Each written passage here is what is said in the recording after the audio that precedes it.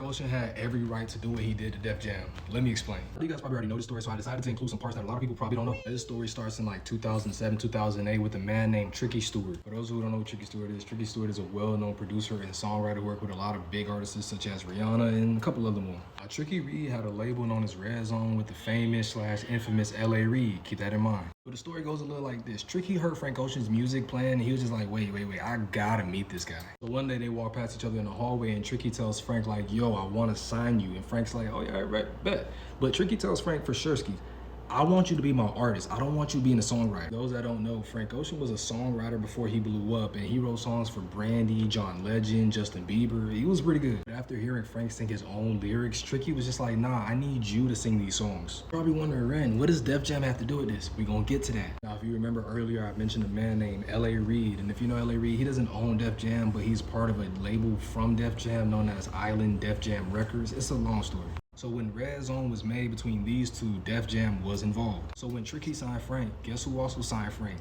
Def Jam. But remember though, this is Tricky and L.A. Reid's label. After signing Frank to this label, Tricky's trying to give Frank all these gigs and stuff, and the label's just like, nah. Something you gotta remember though is back then, Def Jam wasn't really like a big hip hop label, but their main thing was hip hop, with the biggest artists on the label being Kanye at the time. They did have Justin Bieber, but that was more on the pop side. Frank was the first R&B focused rapper. Should I say R&B focused artist? So Def Jam was not focused on R&B and specifically told Tricky, you fell off low-key signing this dude. This is old R&B. And even though Frank was a well-known songwriter, he still wasn't famous in the music industry. It's safe to say if it wasn't for Odd Future, we might have never got Frank Ocean. Specifically thanks to this man known as Christopher Clancy. After being shelved for so long, Frank was like, I gotta drop something. So he decided to drop Nostalgia Ultra. And with it being his first project, it did pretty decent, but it didn't go too crazy, but it still had people listening. Specifically Def Jam. See, Frank was signed to Def Jam under Lonely Bureau, some like pseudonym, right? But then he later on changed it to Christopher Francis Ocean. Yes, he legally changed his middle name from Edwin to Francis. So when Def Jam seen that Frank Ocean made that project, they were like, wait, who is Frank Ocean? Not knowing that they had already signed Frank Ocean. And after finding that out, Def Jam was like, hold on, wait. Didn't you say you had music you wanted to drop? Let's get to that. Oh, and here's 20 million, you record all your music in our studio, which is something that Tricky never agreed to. Remember, it was his label Frank was signed to. And with that, we got Channel Orange. Now it seems like Frank can finally do what he wanted, release music. No,